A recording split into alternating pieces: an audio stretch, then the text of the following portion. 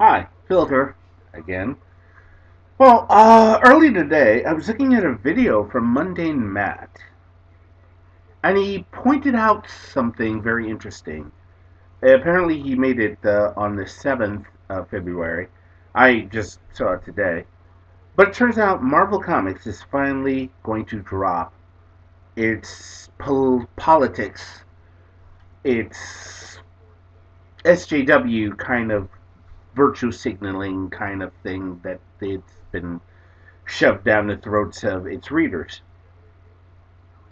Now, I've often pointed out to friends, and I think I made it in a video here at one point, that I get the funny feeling that the stockholders sat down and said, okay, we're making money here with the movies, but we're losing money with the books. Shouldn't the books reflect what the movies have? And I get the funny feeling that some people were taken out to the woodshed and now realize that what virtual signaling, SJW, BS, and how can I put it, alienating a good amount of your readers. Comic books are wish fulfillment.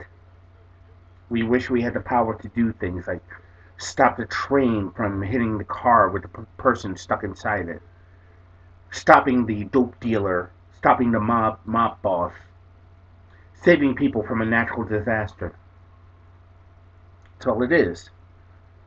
And we like that. Every once in a while, we wouldn't mind some real shit to kind of get the juices flowing. You know, I mean, Denny O'Neil in his Green Lantern, Green Arrow series, when he ran that, he pointed out some things which were there. It got people to think. But we still wanted to see the heroics. A little congested here. It's one of the problems when you have kidney disease. It has a horrible tendency of getting your lungs, yeah, getting your lungs kind of congested. Um, as I was saying, that was one of the that's one of the things about comics. To be inundated with just one point of view is kind of disturbing. Actually, it's not disturbing. It is disturbing. Not kind of. It is disturbing. You get one point of view from one guy. Yeah, whoop-de-doo. He went to college. He went to Berkeley, and now he's going to turn. He's going to create a Milo Yiannopoulos character and make him into this bad guy, a neo-Nazi. Which is why I don't understand this whole neo-Nazi thing, calling him a neo-Nazi. I love it. This guy's an ethnic Jew, gay man who bangs black guys, but he's a neo-Nazi. I just don't get it how people can make that jump. But back to comics. There was a saying way back in the day. I remember it was called "Make Mine Marvel," because Marvel printed at the time real stories. DC, I can remember growing up, and this is from pretty much throughout the 70s. I remember being a kid, and up until the Teen Titans, or the new Teen Titans, DC was given the moniker of dumb comics. If you were the cool kid, you didn't collect DC. Seriously, you didn't. If you were a cool kid, you collected Marvel. You didn't collect DC. It's a very weird dichotomy. Don't ask me why. It just is. But there was a time when it was Make Mine Marvel. You had stories that dealt with war, peace, drugs. Um, then eventually DC tried it, but they never got the credit for this. Speedy being a junkie, which I love it. It's kind of this sort of counter to um, Green Arrow's liberalism. Says, well, all this stuff is going on, but look what's going on underneath your fucking face, underneath your house, It was just amazing, and hmm. and with comics, like I said, it was great. It's always great to kind of be subversive with a story. But in many cases, sometimes being subversive with a story, you have to sometimes give that other side. What does the other guy think? Having this, people have honest to God concerns about immigration.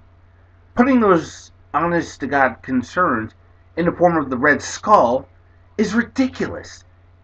It's ridiculous. You just basically saying because you don't care, you're basically saying, oh, because you care about immigration, you must be a Nazi or a racist. No, it's basically, come on, follow the law, people. You can't. You know what would have been funny? A real writer, because let's face it, the Red Skull is about taking over the world, control. It would have been funny because, and I'll get to this. Think about it this way: if you ever watched the movies, the Marvel movies, they show Hydra, and I noticed something very odd. Hydra is very, very progressive.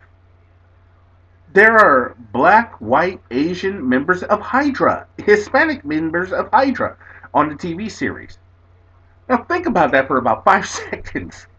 There are people who belong to Hydra are of different ethnic backgrounds. Why? I guess they want a better world because they were sold this is a better world. But it would have been interesting and more thought provoking if the Red Skull was like, you know what? Hey, you want a better world? I'm going to be more open minded and let these people in there, and then when the time comes, I'll get rid of them. But it would have been interesting. I think that would have been a far more compelling story. But, as I was saying, I mean, it would just. Wow. Okay. Back to what I was saying. Comics, again, being wish fulfillment. And I would like to see more comics getting back to its roots. You could show the superheroics. Sometimes you don't need to keep pounding us with stories of what you think from what you hear on MSNBC. Okay? Sometimes you just need a story, the good guys, the bad guys. Maybe. And the fact that most writers have been doing virtue signaling. Sorry, I've been drinking today. The fact that they've been doing virtue signaling tells me a lot. It tells me that they don't have any decent ideas. They just want to get their little political um, thoughts out and shove them down your throat. The bottom line is, if we want that, all we have to do is turn on the news. We're not stupid. This is the problem with most of these people that SJW'S and, dare I say, a good amount of people on the left. They think everybody's stupid. We could read the news. We can make our own determination. Just because it's not your determination doesn't mean that everybody else is stupid. That's all. We look at it from a different perspective. We examine everything as it is. We looked at all the information too. We just come to a different conclusion than you. It doesn't make us dumb.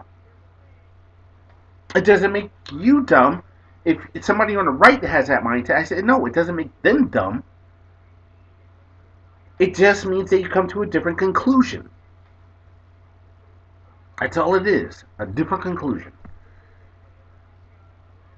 Now, like I said, Monday Matt kind of put that in there, and he pointed out that Marvel, at least with the X-Men, they're going to start going back to superhero stories, which is good. Now, hopefully, they will follow suit. The rest of the comics will follow suit. We do not need Captain America as Hydra. We can have some decent writers who can give you the ideas about immigration, in a fair and balanced, I guess, sort of perspective. You don't have to make them into the bad guy. Maybe they have, hey, look, I think this is wrong, and here's why. Put that out there. Don't just say, well, it's wrong because. No. Give the reasons. This is how most comics do work. Or at least most stories work. This is why I'm a great fan of Jim Shooter, and this is why every time I look at his stuff throughout his tenure as editor-in-chief, I'm completely amazed at how the stories got there. The bottom line is he allowed the stories to be subversive. He allowed them. He allowed it to be subversive. He knew that everybody else knew. The stockholders and the people in charge at the time didn't, believe it or not. They just didn't. They thought, oh, it go across their heads, and there's just kids reading it. He knew.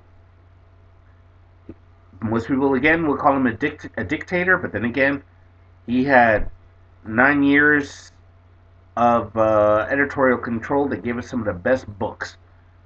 From 1978 to at least 1987, that was his time. And you can't tell me that those books, the Marvel, did not have some of the best stories coming out at you. The Death of Captain Marvel, I mentioned in the previous video.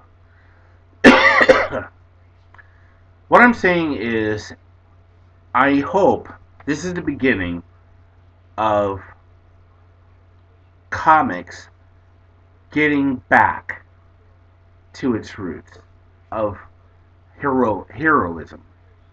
No more virtual signaling. If you want to make a story that has something in it, you can do that. It's sort of like, how can I put it?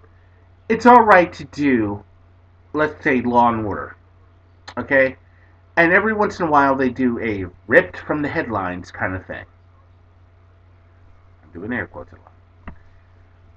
It's all right to do a ripped from the headlines sort of story to kind of get everybody going, oh, okay, and give their little take on it. Unfortunately, of late, their ripped from the headlines are kind of sucky. Let's see, they did the Gamergate one, which, let's face facts, it should have been put on Mystery Science Theater 3000, and there was one that has yet to air, which is supposed to be a form of a version of Donald Trump, played by Gary Cole, a good actor, mind you. Oh, by the way, my girlfriend picked up American Gothic. She's never seen this show before. She picked up American Gothic on DVD. We went to some retro game store and they sell DVDs. She picked it up. That is one crazy ass series, and if you ever get the chance, watch it. But back to what I was saying. But like I said, Law and Order does their rip from the headlines kind of story and give their own little take. And it's all right to do that in comics. Take that ripped from the headlines kind of thing and do it once in a while. When it's a constant thing, people get burnt out and people don't want to buy the product. In a nutshell, I'm glad at least X-Men is going back to something that was a little bit more important, which was storytelling. And I'm also glad that there's a possibility, because DC has already kind of figured out virtue signaling isn't cutting it anymore. It's not cutting it. It's not cutting it. They're just churning out some decent stories. Okay? Marvel hopefully is going to continue and keep this going. You know, hopefully it'll start, as you know, it starts with X-Men, it'll probably spread to the Avengers, Captain America. I mean, for God's sake, Captain America, a Hydra agent. Are you fucking kidding me? Really? No, no, no, no, no. Let's bring things back the way they're supposed to be. It's alright to have a gay character, but it's not okay to take an already established straight character and just make him gay right out of the blue.